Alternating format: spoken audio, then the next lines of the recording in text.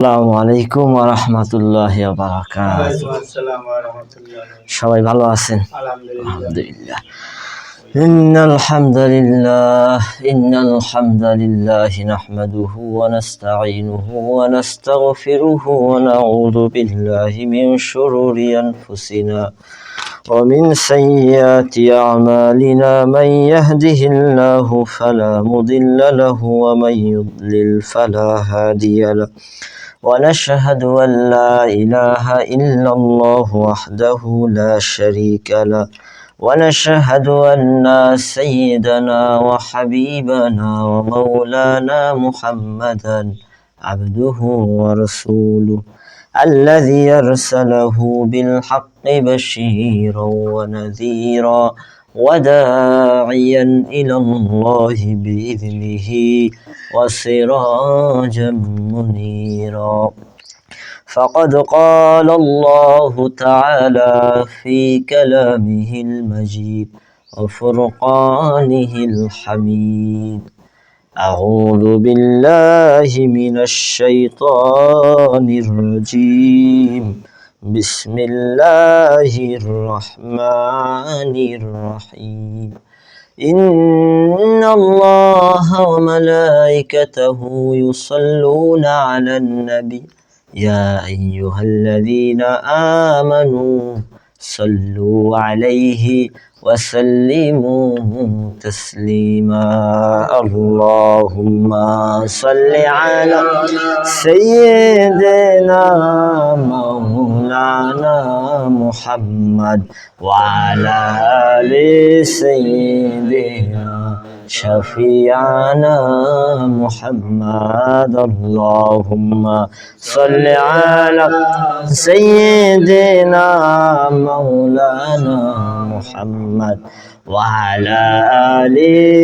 سيدنا شفيعنا محمد যে ফুল যুগান্তরে খুশবু ছড়ায় যে ফুল যুগান্তরে খুশবু ছড়ায় এঁকেছি সে ফুল মোরা মনেরই কাবায় যে ফুল যুগান্তরে খুশবু ছড়ায় আল্লাহুম্মা সাল্লি আলা সাইয়্যিদিনা মাওলানা মুহাম্মদ ওয়া আলা আলি সাইয়্যিদিনা শাফিয়ানা মুহাম্মদ আলহামদুলিল্লাহ। আমরা শুকরিয়া আদায় করছি সর্বপ্রথম সেই মহান আল্লাহ রব্বুল আলামিনের জন্য, যেই মহান রব্বুল আলামিন আজকে জিলহজ মাসের প্রথম জুমাবার দিনে, কুরবানির আগের জুমাবার দিনে আল্লাহ রব্বুল আলামিন আমাদেরকে তার পবিত্র ঘর মসজিদে আসার বসার তৌফিক দান করলেন। আমরা খুশি হয়ে মন থেকে শুকরিয়া আদায় করছি, বলি আলহামদুলিল্লাহ। আরো শুকরিয়া আদায় করছি যে রব্বুল আলামিন আমাদের সামনে সেই মহিমান্বিত কোরবানির যে ঈদ, আমরা ঈদুল আজহা পালন করি, সেটা সামনে, এবং এই 10টি দিন অত্যন্ত গুরুত্বপূর্ণ। আমরা কম বেশি গত জুমায় আলোচনা শুনছিলাম। তো এই গরমের মধ্যে আল্লাহ রব্বুল আলামিন এই মসজিদে এসে আমাদেরকে বসার তৌফিক দিলেন, তার ইবাদত করার তৌফিক দান করতেছেন। এই জন্য আল্লাহ একবার শুকরিয়া আদায় করছি, আলহামদুলিল্লাহ। 2 দিন ভিতরে বক্স ছিল, এখন তো বক্স 2টা খোলা হয়েছে, এই জন্য ভিতরে সাউন্ড মনে আসছে না, এই কারণে এটা এরকম লাগতেছে। আলহামদুলিল্লাহ, আমাদের নতুন মসজিদে কারেন্টের কাজ হইতেছে। আশা করা যায় ইনশাল্লাহ আমরা কোরবানি থেকে পুরোপুরি ওইখানে নামাজ আদায় করতে পারবো, এবং আমাদের এই মাইকটা যে সমস্যা, এগুলো ঠিক হয়ে যাবে ইনশাল্লাহ। তো আমাদের আজকে জুমাবার খুব গুরুত্বপূর্ণ জুমাবার, কারণ আজকে আমরা কোরবানি সম্পর্কে শুনবো। যেই কোরবানির লম্বা ইতিহাস আছে, আমরা সব ইতিহাস শুনতে পারবো না। গুরুত্বপূর্ণ কথাগুলো, আমাদের শিক্ষাগুলো, আমাদের যেগুলো দরকার, এগুলো আমরা শোনার চেষ্টা করবো ইনশাআল্লাহ। এই কোরবানি খুবই গুরুত্বপূর্ণ একটি ইবাদত।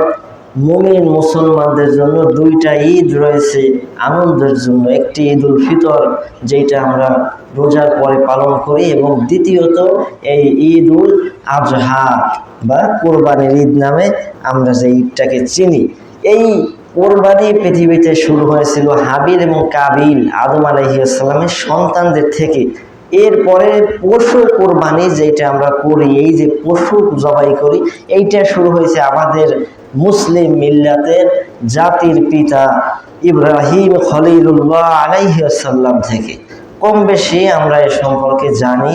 আরও কিছু কথা আমরা আমাদের নির্ধারিত সময়ের মধ্যে শোনার চেষ্টা করব ইনশাআল্লাহ।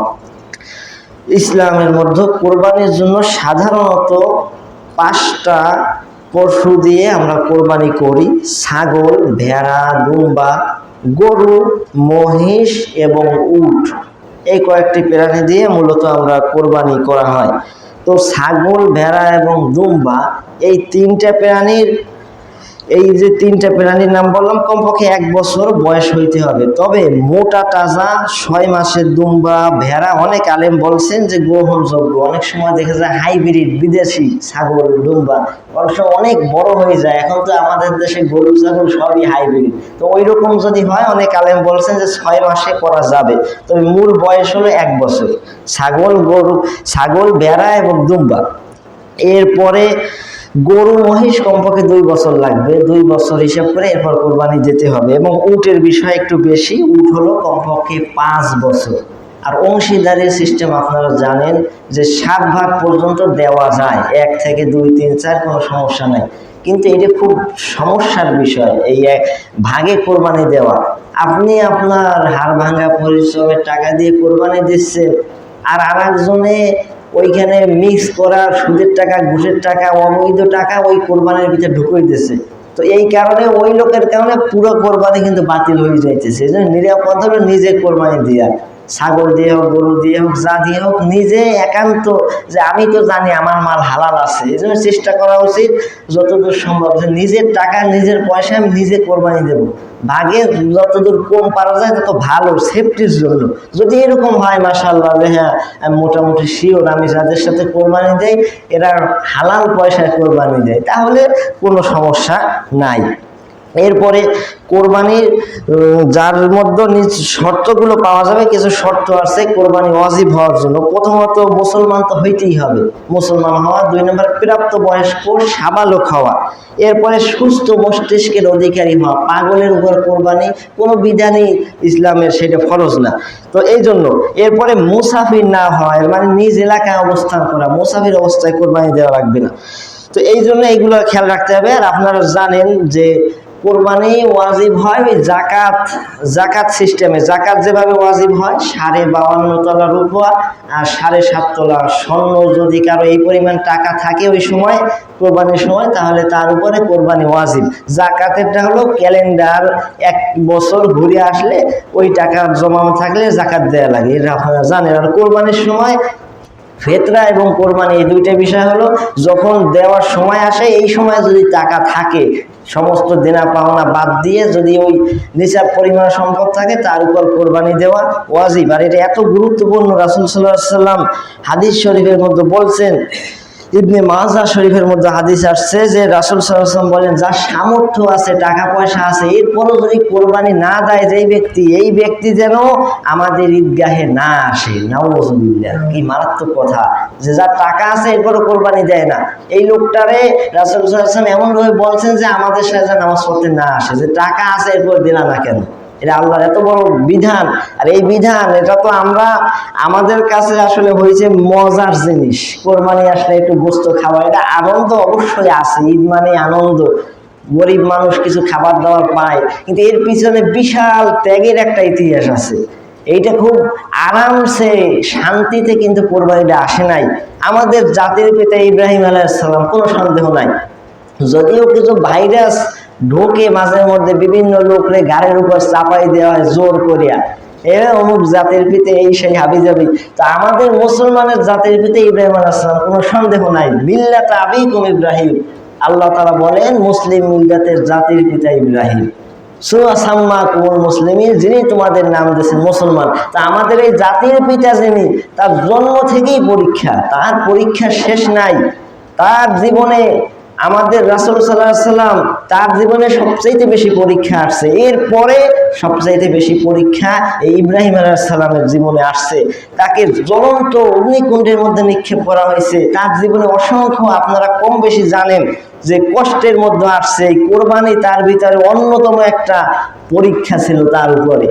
তার জীবন সেই ছোটবেলা থেকেই কষ্টের উপরে, ছোটবেলা থেকেই তার উপরে অসংখ্য পরীক্ষা আসছে। তিনি যখন ছোট ছিলেন, নবীদের তো আলাদা একটা স্পেশাল মর্যাদা থাকে, একটা জ্ঞানের পরিধি থাকে আলাদা। আমরা সাধারণ মানুষের যে জ্ঞান, নবীদের জ্ঞান ওই রকম না, তাদের জ্ঞান আরো উচ্চ লেভেলের জ্ঞান। আপনারা জানেন সে মূর্তি ভাঙছে, ওই ব্যস্ত দেশে পর বিভিন্ন প্রকার কাহিনী কোরআনেও আল্লাহ তাআলা উল্লেখ করে দিয়েছেন। তার ছোটবেলার কাহিনী পাওয়া যায় কোরআনুল কারিমে, যে তিনি রবকে খুঁজতেছিলেন। আমরা তো ওই নামে পাত্তায় বেশিরভাগ মুসলমান, যে বাপ মুসলমান, দাদা মুসলমান, আমিও মুসলমান। দেখা যায় অনেকে সপ্তাহে 5 ওয়াক্ত নামাজ প্রতিদিন ফরজ এটাই পড়ে না, কিন্তু সে মুসলমান। কিন্তু আমাদের এই জাতির পিতা ইব্রাহিম আলাইহিস সালাম, তার পরিবার সহ সমস্ত জাতি ছিল হলো একটা কুফরের উপরে নিমজ্জিত। তারা পূজা করত, গাছপালা, মূর্তি, এইগুলোর পূজা করত। তিনি ছোটবেলা থেকে খুঁজতেছিলেন যে আমার রব কে। এগুলো আমার কথা না, কুরআনুল কারীমে আল্লাহ রাব্বুল আলামিন এই বিষয়গুলো উঠাই দিয়েছেন। সূরা আনআমের ৭৪ নম্বর আয়াতে আল্লাহ বলেন, ওয়াইযা ক্বালা ইব্রাহিমু লিআবিহি আযারা তাত্তাখিযু আসনামান আলিহা ইন্নী আরাকা ওয়া কওমাকা ফি দালালিম মুবিন। যখন ইব্রাহিম তার পিতা আজরকে বললেন, আপনি কি এই মূর্তিগুলোকে উপাস্য বানাচ্ছেন? নিশ্চয় আমি আপনাকে এবং আপনার সম্প্রদায়কে স্পষ্ট বিভ্রান্তির মধ্যে দেখতেছি। যেই মূর্তি তার নিজের নড়াচড়া করার ক্ষমতা নাই, এদিক ওদিক তাকাইতেও পারে না, গালে মাছি পড়ে তাও সে খেদাই দিতে পারে না, তার কাছ থেকে কিছু কাড়িয়ে নিলে সেইটাও সে রক্ষা করতে পারে না। যে এইরকম মূর্তির সামনে কেন আপনারা ইবাদত করেন? আপনারা তো বিভ্রান্তিতে আছেন। ইব্রাহিম আলাইহিস সালাম তিনি তার রবকে খুঁজতেছিলেন, যে আমার রবকে আমি কিভাবে, আমার রবের সন্ধান পাবো, আমার রবকে আমি কিভাবে জানবো, এইভাবে তিনি খোঁজার চেষ্টা করতেছিলেন। কোরআনে কারীম আমাদেরকে জানিয়ে দিচ্ছে, ফালাম্মা জান্না আলাইহি الليل رأى كوكبا قال هذا ربي। ইব্রাহিম আলাইহিস সালাম যখন রাত আচ্ছন্ন হয়ে গেল, রাত এসে গেল, তখন তিনি একটি নক্ষত্র, একটি তারকা তিনি আকাশে দেখতে পেলেন। দেখে তিনি বললেন, হাযা রব্বি। ছোট বয়সে তিনি বললেন, নিশ্চয়ই এইটাই হবে আমার রব। এরপরে যখন অস্তমিত হয়ে গেল, সেই তারকাটা যখন ঢেকে গেল, তিনি তখন বললেন, ফালাম্মা আফালা ক্বালা লা উহিব্বুল আফিলিন। যখন ডুবে গেল, তখন ইব্রাহিম আলাইহিস সালাম বললেন, আমি তো অস্তগামীকে পছন্দ করি না। আল্লাহু আকবার। তিনি বললেন, ওই বয়সে চিন্তা করলেন যে যেই জিনিস অস্ত যায়, নিজেরই ঠিক নাই, তাহলে তার আমি কিভাবে উপাসনা করতে পারি? যার নিজেই একটু পর হারাই যায়, তার কিছু সময়ের জন্য, তো সে আমার রব হইতে পারে না। যে অস্ত যায়, হারিয়ে যায়, তাকে আমি মানতে পারি না।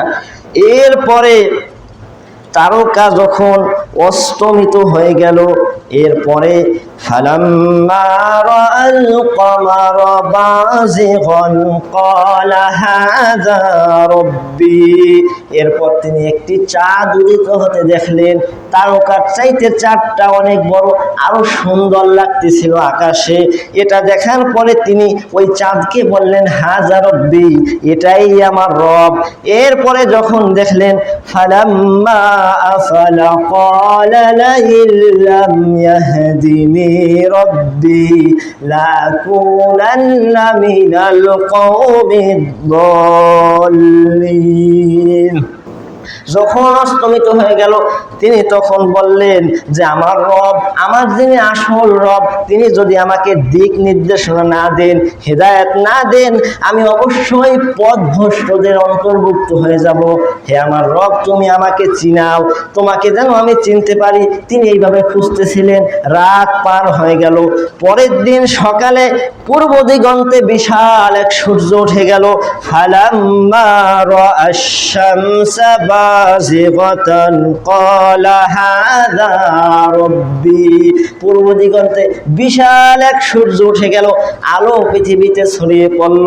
তিনি তখন বললেন হাযা রাব্বি, এইটাই আমার রব। শুধু তাই নয়, তিনি বললেন হাযা আকবার, এটাই হচ্ছে রব এবং এটাই হলো বড় রব। এরপরে সূর্য যখন অস্তমিত হয়ে গেল, সূর্য যখন তলিয়ে গেল, তখন তিনি বললেন ফালাম্মা আফালাত ক্বালা ইয়া কওমি ইন্নী বারিউম মিম্মা তুশরিকুন। যখন সূর্য অস্তমিত হয়ে গেল, তিনি বললেন ইয়া কওমি, হে আমার জাতি, আমার গোষ্ঠীর লোকেরা, আমার সম্প্রদায়, তোমরা যাদের শরীক করো আমি তা থেকে সম্পূর্ণ মুক্ত। সুবহানাল্লাহ। তিনি খুঁজে পেলেন যে এই সূর্য যে উঠায়, চাঁদ যে উঠায় ডুবায়, এই যে তারকা যে উঠায় ডুবায়, যে উঠায় ডুবায়, ইনিই হলো আমার স্রষ্টা। সুবহানাল্লাহ। তিনি কি ঘোষণা করলেন? আল্লাহ এর পরের রাতে বলতেছেন যে এটা আপনারা যায় নামাজের দোয়া হিসেবে নামাজে পড়েন। ইন্নী ওয়াজ্জাহতু ওয়াজহিয়া লিল্লাযী ফাতারাস সামাওয়াতি ওয়াল আরদা হানিফা ওয়া মা আনা মিনাল মুশরিকিন।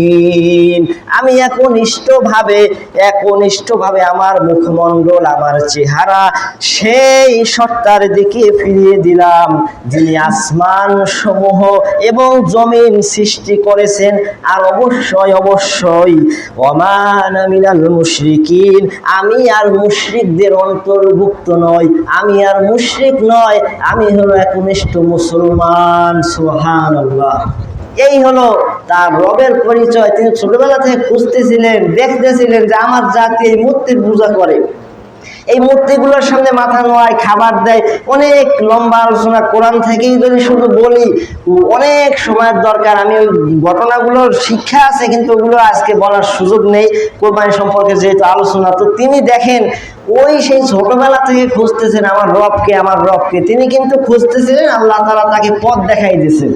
তিনি পথে পেয়ে গেলেন যে আল্লাহ কোথা থেকে, তার জন্ম থেকে অনেক ইতিহাস আপনারা একটু ঘাটাঘাটি করবেন, পড়াশোনা করবেন, জানার চেষ্টা করবেন, তাহলে জানতে পারবেন যে তিনি এইভাবে করিয়া তিনি তার রবকে খুঁজলেন।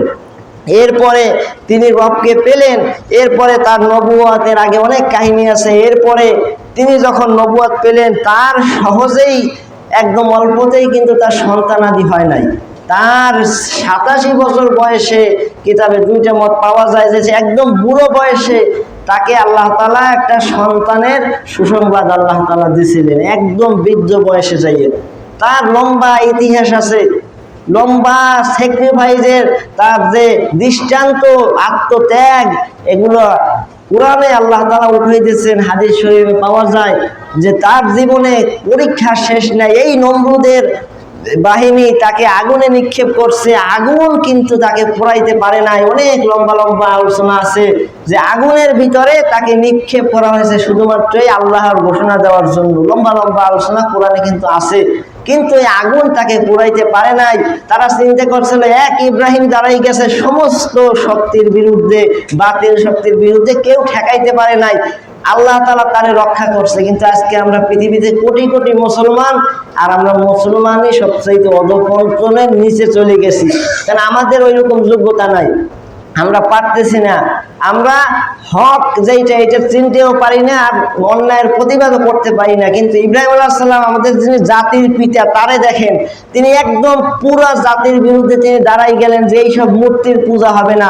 পূজা এবং এই প্রার্থনা যেটা, এটা হবে একমাত্র আল্লাহ, যিনি এই সমস্ত কিছু সৃষ্টি করছেন। এই কারণে তারা আগুনে ফেলাইছে, নিক্ষেপ করছে, বিশাল অগ্নিকুণ্ড, ধারে যাওয়া যায় না। উপর থেকে পাখি উড়ে গেলে পাখি বুনয় ভিতর পড়ে যেত, এত মারাত্মক আগুন। চরকি দিয়ে তার পিতা নিজে ওই আগুনের মধ্যে ফেলাইছে।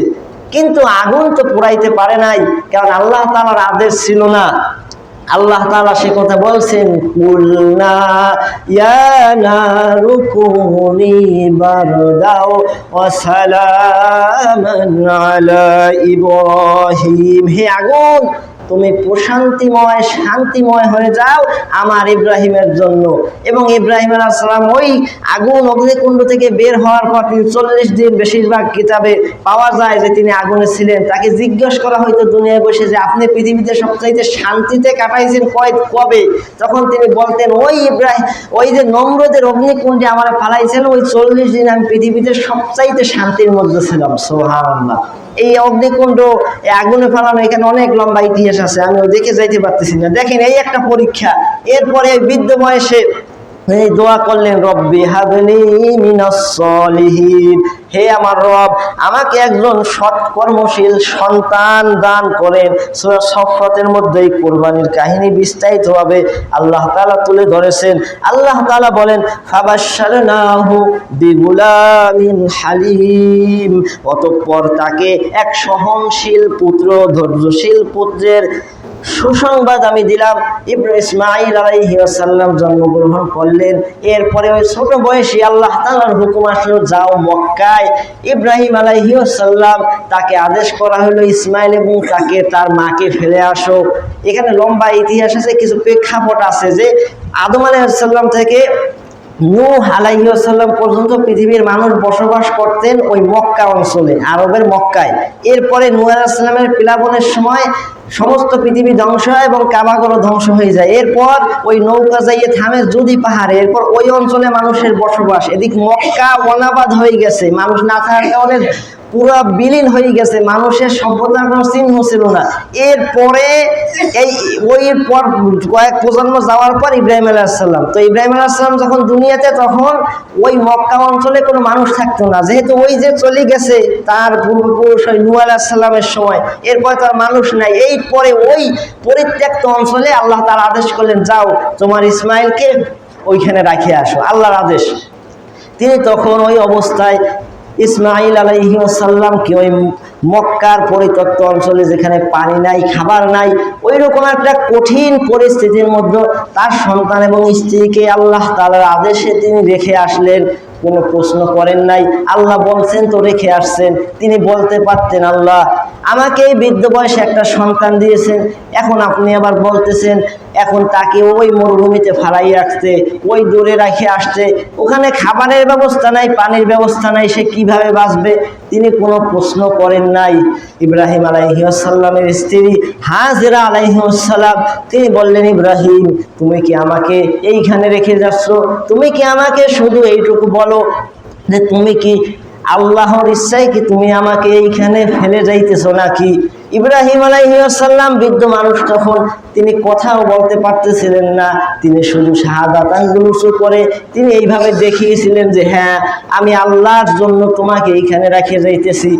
তখন আম্মাজান হাজেরা আলাইহিস সালাম তিনি বললেন যে ইব্রাহিম কোনো চিন্তা করো না, যেহেতু আল্লাহ রব্বুল আলামিনের আদেশে তুমি আজকে আমাকে এই রকম অনাবাদ জায়গায় ফেলে যাইতেছো, যে আল্লাহ আদেশ করছেন ওই আল্লাহর উপর আমি ভরসা করি, ওই আল্লাহ তোমাক ইব্রাহিম ইসমাঈলকে আর আমাকে পানি আর খাদ্যের অভাবে এখানে মারবে না।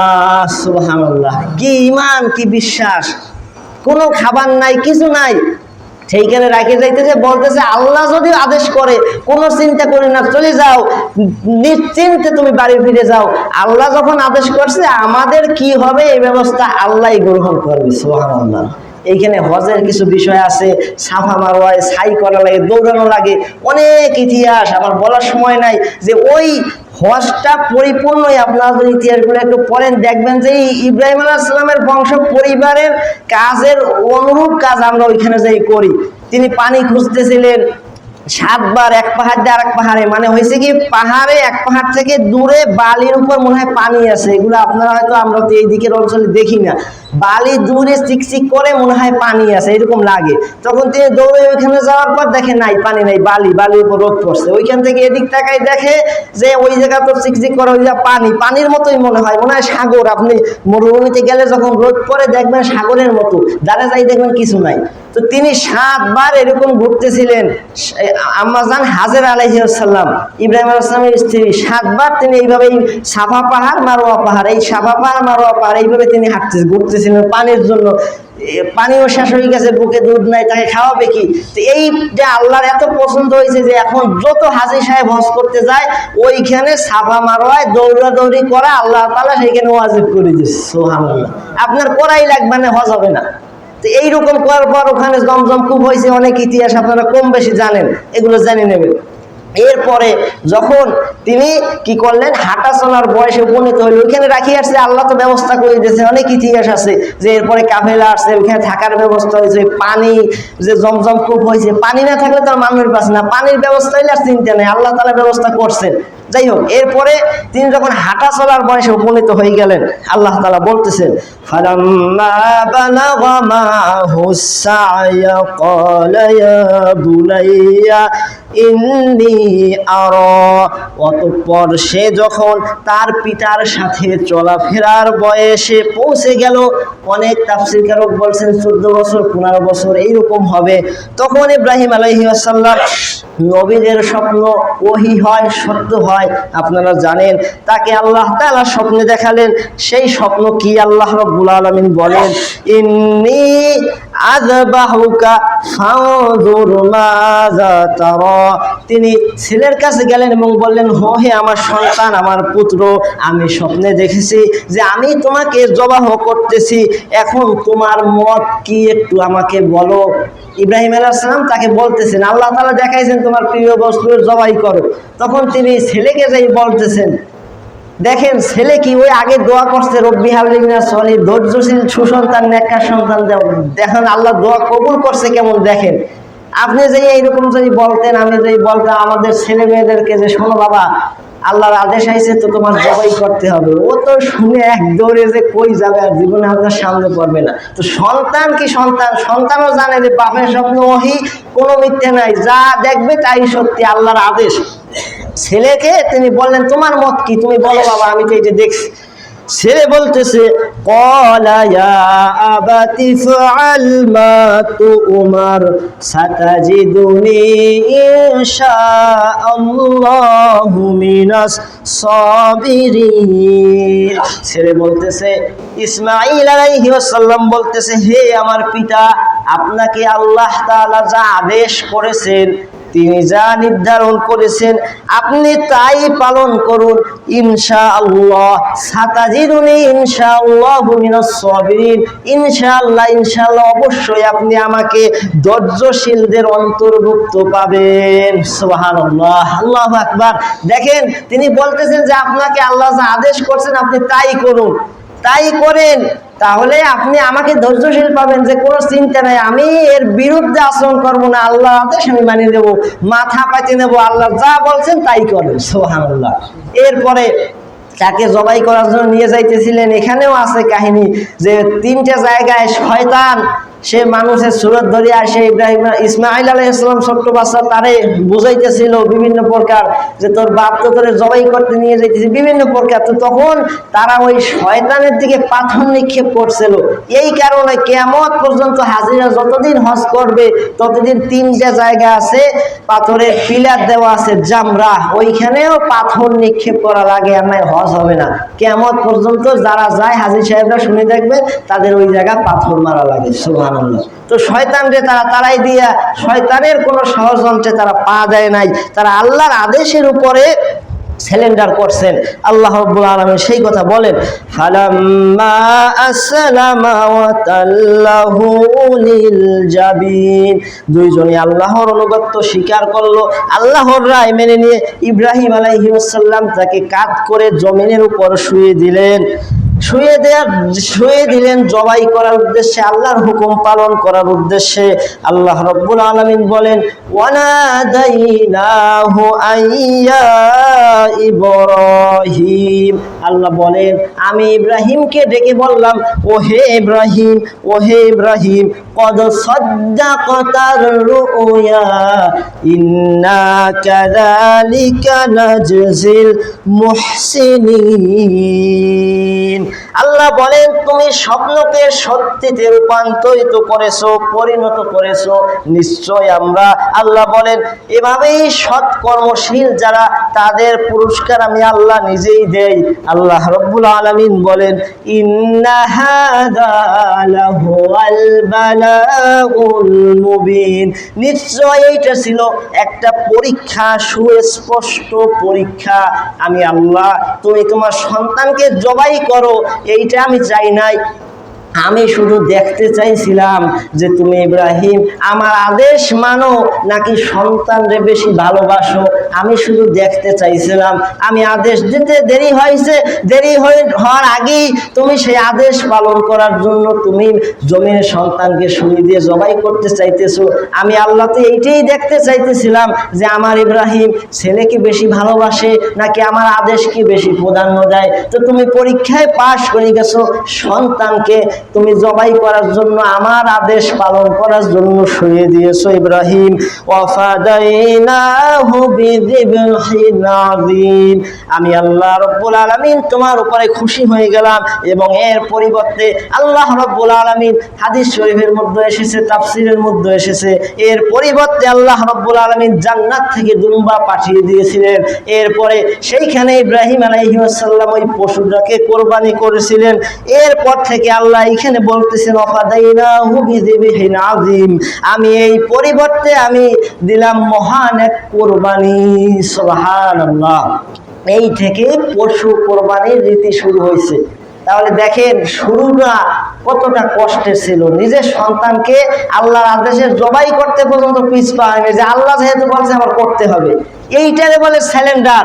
আল্লাহ বলছেন, আল্লাহ তাআলা বলছেন ইব্রাহিম আসলিম, তুমি স্যালেন্ডার করো। তিনি বললেন আসলামতু লিরাব্বিল আলামিন, আমি স্যালেন্ডার করলাম তামাম জাহানের অধিপতি আল্লাহ রাব্বুল আলামিনের উপরে। সুবহানাল্লাহ। আল্লাহ তাআলার আদেশ তিনি এইভাবে পালন করছেন। এই জন্য বলা হয়েছে, তিনি একটা কথা আমরা ওই কোরবানি দেওয়ার সময় পড়ি, এটাও ইব্রাহিম আলাইহিস সালামের কথা আল্লাহ রাব্বুল আলামিন কোরআনে উঠাই দিয়েছেন। কুল, বলো, ইন্না সলাতি ওয়া নুসুকি ওয়া মাহইয়ায়া ওয়া মামাতি লিল্লাহি রাব্বিল আলামিন, বলো নিশ্চয় আমার নামাজ, আমার সালাত, আমার কুরবানি, আমার জীবন এবং আমার মরণ সবকিছু আল্লাহ রাব্বুল আলামিনের জন্য, যিনি এই তামাম বিশ্ব জাহানের মালিক। সুবহানাল্লাহ। তা আল্লাহর জন্য আমাদের জীবন মরণ এর মাঝখানে যা কিছু আছে আমরা সব করব আল্লাহর খুশির জন্য। এইটাই এইখানে আমাদের শিক্ষা। কিন্তু আমরা কি করতেছি? আমাদেরকে অত কঠিন পরীক্ষা দেয় নাই, কোন সন্তান জবাই করতে বলে নাই, আপনার জায়গা জমি সব বিক্রি করে আল্লাহ রাস্তায় বাইরে যেতে বলে নাই। আল্লাহ শুধু কিছু নিয়ম কানুন দিয়েছে, এই নামাজ, রোজা, হজ, যাকাত, সামান্য কিছু, তাও জোর করে হজ করে করাইতে দেয় নাই। যাকাত জোর করে দেয় নাই যে তুমি যে বাড়ি থাকো বাড়ি বিক্রি করে হলেও আমার যাকাত দেওয়াই লাগবে, এরকম কোনো কিছু নাই, জবরদস্তি নাই। এরপরে দেখেন এই 5 ওয়াক্ত নামাজ পড়ার খবর নাই। আমরা আমাদের জাতির পিতা দেখেন আর আমাদের অবস্থাটা দেখেন। অনুসরণ তো জাতির ভিতরে করতে হবে, সেই অনুসরণ আমাদের ভিতরে 100%-এর 1%ও নাই। তিনি আল্লাহর জন্য নিজের সন্তান জবাই দেয়, আর আমরা আল্লাহর জন্য মালিক রে 5 ওয়াক্ত কয়টা সেজদা তাই দিতে পারি না। তাহলে কিসের অনুসরণ করি আর কিসের জাতির পিতার সাথে আমরা কিসের সেই জাতির পিতার সন্তান? আমরা বাপ সন্তান, সন্তান তো বাপের অনুরূপ হবে। বাপের বাপ যেরকম হয় সন্তান সেই রকম হইতে চেষ্টা করে। বাপ সম্মানী ব্যক্তি হইলে সন্তানও চেষ্টা করে আমিও আমার বাপের মতো হব, তার চাইতে বড় হব। কিন্তু আমাদের যে বাপ, জাতির পিতা, আমাদের পিতা, তার অনুসরণ আমরা কোন জায়গা করি? জাতির পিতা আল্লাহর জন্য তার সন্তান কোরবানি দেয়, আর আমরা কিছু সময় কোরবানি দিয়ে 5 ওয়াক্ত নামাজ পড়ি না। এই হলো আমরা জাতির পিতা। এই গরু ছাগল যাই কোরবানি দেন, আল্লাহ কিছুই আপনার গোশত মাংস হাড্ডি রক্ত কিছুই নেবে না। আল্লাহ বলেন লা ইয়ানালাল্লাহু লুহুমুহা ওয়ালা দিমাউহা ওয়ালাকিন ইয়ানালুহু তাকওয়া মিনকুম। আল্লাহর কাছে পৌঁছে না এই সব কোরবানির পশুর গোশত, রক্ত বা চামড়া, এই জাতীয় কোনো কিছুই পৌঁছে না। আল্লাহ তাআলার কাছে পৌঁছে ওয়ালাকিন ইয়ানালুহু তাকওয়া। তাকওয়া আল্লাহর ভয়, তুমি আল্লাহর জন্য করছো কিনা, এইটাই আল্লাহর কাছে পৌঁছায়। অনেকে আছে দেখবেন এলাকায় কিছু টাকা পয়সা হয়েছে, কোরবানি দেওয়ার মন মানসিকতা নাই, কিন্তু এখন যদি কোরবানি না দেয় পাড়া প্রতিবেশী এলাকাবাসী বলবে যে অমুক সাহেব তার ছেলে বিদেশ থাকে অথবা নিজে বিদেশ থাকে, বিভিন্ন প্রকার টাকা পয়সা আছে, কোরবানি দেয় না। সমালোচনা করবে এই ভয়তে, ওই সমালোচনাকে ধামাচাপা দেওয়ার জন্য মনের উপর পাথর রেখে জবাই করে। ওগুলো আল্লাহর কাছে পৌঁছাবে না, কারণ আল্লাহ দেখতেছেন আমার সন্তুষ্টির জন্য করে কিনা। অনেকে আছে দেখবেন এই জাতীয় কাজ করে, তা তো আপনি দেখতে পারবেন না, আল্লাহ তো দেখে। এই জন্য বলছে যে এলাকায় অনেকে আছে, আমাদের অঞ্চলে কম, বেশিরভাগ শহরে দেখা যায় যে বিশাল গরু 30 লাখ 20 লাখ টাকা দিয়ে কিনে ওর গলায় মালা পরাইয়া এরপর সারা এলাকায় মিছিল দেয়, অনেক সময় গানও বাজায়, দেখায় যে অমুক সাহেবের একটা বিশাল কোরবানি দিতেছে। তা আল্লাহ এই কথা স্পষ্ট বলতেন যে তুমি এমনও হবে যে গরিব মানুষ আল্লাহর জন্য একটা ছাগল কোরবানি দিয়েছে, আর ওই লোক লাখ লাখ টাকা খরচ করে বিশাল গরু কোরবানি দিয়েছে। এই যে লোকটা আল্লাহর জন্য দিয়েছে, এই লোকের ছাগলের ঠ্যাঙের সমান ওই লোকের কিছুই হবে না। এই জন্য আল্লাহর কাছে তাকওয়া যায়। এই জন্য আমাদের এইটা করা উচিত, যদি সামর্থ্য থাকে অবশ্যই আল্লাহর জন্য কোরবানি দিতে হবে। এই জাতির পিতার শিক্ষাই হলো এইটা। আমি একদম সংক্ষিপ্ত সময় আমি আপনাদেরকে এই কোরবানির একদম সংক্ষিপ্ত ইতিহাসটা বললাম, অনেক কথা অনেক কাহিনী এর ভিতরে বাদ গেছে। তো শিক্ষাটা আমি বলতে চাইছিলাম যে আল্লাহ তাআলা এই যে আদেশ দিলেন কোরবানি করো, এই কোরবানি আল্লাহর জন্য করতে বলছেন, এটা শুধুমাত্র আল্লাহর জন্য। এই জন্য কোরবানি দিতে চাইয়া ওই গরুতে কয় মন গোশত হবে এগুলো হিসেব করা জায়েজ না। যে আপনি দেখবেন যে একটা ভালো পশু কোরবানি দেব আল্লাহর জন্য, আল্লাহর সন্তুষ্টির জন্য, কয় মন গোশত হবে এনে, এই কি করতে হবে এনে, দেখা যায় এমনও হয় যে কোরবানির গোশত বিলাইতে তো অনেক সময় লাইনে দাঁড়ায়, গরিব মানুষ চাপা পড়েও মরে। গত কোরবানিতে সম্ভবত এরকম একটা খবর পাইছিলাম, গরিব মানুষ লাইনে দাঁড়াইছে, সে লোক ওইখানে কিভাবে যেন মারা গেছে, নাউজুবিল্লাহ, কি অবস্থা। অনেক সময় দেখা যায় যে তার ভাগে অনেক গোশত আছে, গরিব মানুষের কিছু দিয়েছে, একজন ফকির মুসাফির আইছে যে বাবা গোশত আপনি কোরবানি দিয়েছেন, নাই অধিক ফ্রিজ ভরে রাখছে, বিশাল ফ্রিজ। আগে দেখেন অনেক সময়, এখন এই টাইমে ফ্রিজ বেচা কিনা হয় বেশি, আর অ্যাডভার্টাইজও এখন বর্তমানে ফ্রিজে এই কমাই দিতেছে, কারণ ওরাও বোঝে যে কোরবানি যারা দেয় বেশিরভাগ ফ্রিজ ভরে সারা বছর খাবে। এরকম লোক আমি নিজেও দেখছি, আমার খেয়াল আছে যে কোরবানির পরে এই ঈদ, রোজার ঈদের পরে গোশত রাঁধতে দিয়েছে। কোথায় জিজ্ঞেস করলাম যে এই গোশত কি উপলক্ষে, গত কোরবানির গোশত। আমি কি আল্লাহ, এর চাইতে পচা জিনিস খাওয়া ভালো ছিল? এক কোরবানির গোশত খাওয়াইছে সে পরের ঈদের পরে। এইরকম কাজও করে, মোটামুটি কোরবানির দিন এই নিয়ত করি আছে যদি 12-13 কেজি গোশত হয় না, 12 মাসে 12 কেজি খাবো ওই সামনের কোরবানি পর্যন্ত। ওই দিক ফকির আসে ওরে দে না, নিজের কাছে দিলে হয় কি, সব দিয়ে দিলে তো আল্লাহ তো দেখতেছে যে আল্লাহর জন্য কোরবানি, তো ফকিরে বিদায় করতেছে, নাই যাও যাও যাও যাও। ও লোক সারা বছর গোশত পায় না, সারা বছর খায় না, এই একটা দিন আশা নিয়ে আসে, তারেও গোশত দেয় না, নিজের ফ্রিজ গাদানো। তো এর কিসের কোরবানি বলে? আমি যদি কোরবানি দিয়া আমার আশপাশে গরিব মানুষে যদি একটু খাওয়াইতে না পারি, তার মুখে যদি একটু হাসি না ফুটাইতে পারি, কিসের কোরবানি হইল? এই জন্য কোরবানির শিক্ষাটা আমাদের অন্তর দিয়ে বোঝা উচিত। এই যে বাপের কোরবানি আর আমরা সন্তান, আমাদের কোরবানির হাল কি হয়েছে আজকাল, এটা আপনারা দেখতে পাচ্ছেন বাস্তবতা। এই জন্য আমার অনুরোধ থাকবে, আমরা যারা কোরবানি দেব সামর্থ্য আছে অবশ্যই অবশ্যই আমরা আল্লাহর জন্য কোরবানিটা দেব। আমাদের সন্তান কোরবানি দিতে বলা হইতেছে না, সামান্য পশু, এই জানোয়ার, এইগুলো কোরবানি দিতে বলা হইতেছে। এরপরে অসংখ্য মানুষ এই টাকা থাকার পরেও কোরবানি দেবে না। সামর্থ্য আমাদের তো মন পড়ে যে হ্যাঁ দিতে পারতাম, টাকা থাকলে দিতাম, অবশ্যই দিতাম, কিন্তু অনেকের টাকা আছে, ভয়ে থাকে কোরবানির সমাজে এখন কতগুলো টাকা খুশি যাবে। তো আপনি যদি এই নিয়ত করে কোরবানি দেন যে কতগুলো টাকা খুশি যাবে, জরিমানা মনে করে, তাহলে এটারে কখনো কোরবানি বলে না। ওই গোস্ত খাইয়ে পেটটা কিছুটা ভরলো। আর অবশ্যই এইরকম মন মানসিকতা আমাদের পরিবর্তন করতে হবে। আমরা কোরবানি দেবো খালেস একমাত্র আল্লাহর সন্তুষ্টির জন্য, এইটা আমাদের খেয়াল রাখতে হবে। এরপর একটা আমলের কথা বলতে চাই যে তাকবীরের তাশরিক, যে এইটা আমরা তাকবীর পড়ি আল্লাহু আকবার, আল্লাহু আকবার, লা ইলাহা ইল্লাল্লাহু, আল্লাহু আকবার, আল্লাহু আকবার, ওয়ালিল্লাহিল হামদ। এই তাকবীরটা 9 জিলহজ ফজর থেকে 13ই জিলহজ আসর পর্যন্ত এখানে 23 বা 24 ওয়াক্ত হয়। এই কয়দিন আমরা পুরুষরা জোরে জোরে একবার বলা কমপক্ষে ওয়াজিব, না হলে গুনাহ হবে। ভুলে গেলে তো আল্লাহ মাফ করবে, কিন্তু এটা খেয়াল রেখে আমাদের তাকবীর দিতে হবে। 9 জিলহজ আরাফার দিন, আরাফার দিন ঈদের আগের দিন ফজর থেকে 13ই জিলহজ ঈদের 2, 11, 12, 13 তৃতীয় দিন আসরে যাই এই তাকবীর শেষ হবে। আমরা পুরুষরা 3 বার দেব সুন্নাত, একবার দেয়া কমপক্ষে ওয়াজিব। এইটা আমরা জামাতে যারা পড়িতে দেবো, একা একাও যদি পড়েন বাড়ি বসে কমপক্ষে নিজে শোনেন এইরকম আওয়াজে তাকবীর কিন্তু অবশ্যই পড়বেন। মাইকে ইনশাআল্লাহ বলে দেওয়া হবে ওই আরাফার দিন যেদিন তাকবীর শুরু হবে। এছাড়া আপনারা দেবেন, মা বোনেরাও দেবেন, আপনাদের উপর ওয়াজিব, আস্তে আস্তে মনে মনে পড়বেন। আর একটা বিষয়, আরাফার দিনের রোজা, আরাফা ঈদের আগের দিন 9 জিলহজ আরাফার দিন, এই দিনের রোজার গুরুত্ব অনেক বেশি। রাসূল সাল্লাল্লাহু আলাইহি ওয়াসাল্লাম এই জিলহজের 10 দিনের আলোচনা আপনারা গত জুমায় বিস্তারিত শুনছেন। ওইখানে বলছিলাম যে এই 10 দিনই রাসূল সাল্লাল্লাহু আলাইহি ওয়াসাল্লাম রোজা রাখার চেষ্টা করতেন। তো বিশেষ করে আরাফার দিনের রোজা রাসূল সাল্লাল্লাহু আলাইহি ওয়াসাল্লাম বলছেন, এই হাদিসটা আমি গত জুমায় বলছিলাম যে ওই দিনে রোজা রাখলে বিগত এবং আগত 1-2 বছরের গুনাহগুলো আল্লাহ তাআলা মাফ করে দেন। সুবহানাল্লাহ।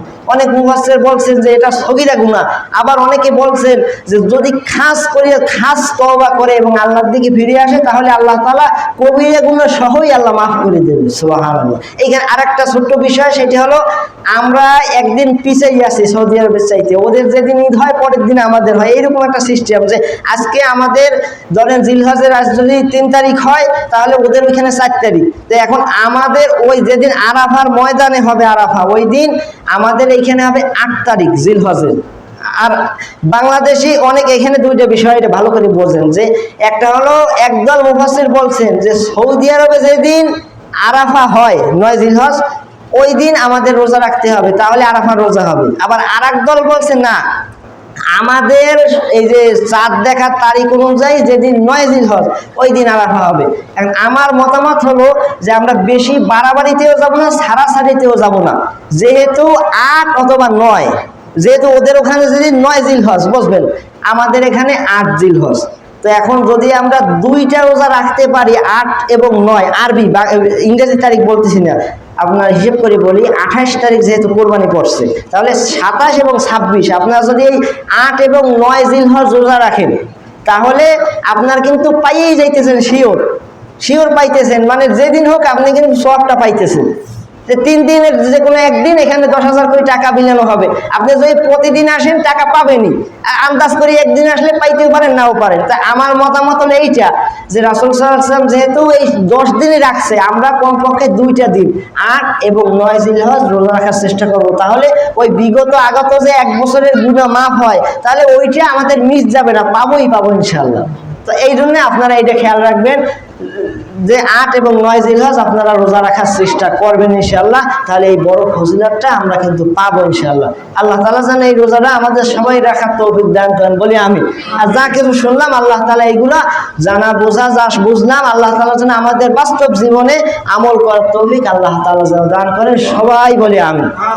আমিন। ওয়া আখিরু দাওয়ানা আলহামদুলিল্লাহি রাব্বিল আলামিন। সুবহানাকা ওয়া বিহামদিকা আশহাদু আল্লা ইলাহা ইল্লা আনতা আস্তাগফিরুকা ওয়া আতুবু ইলাইক। সব বাইরে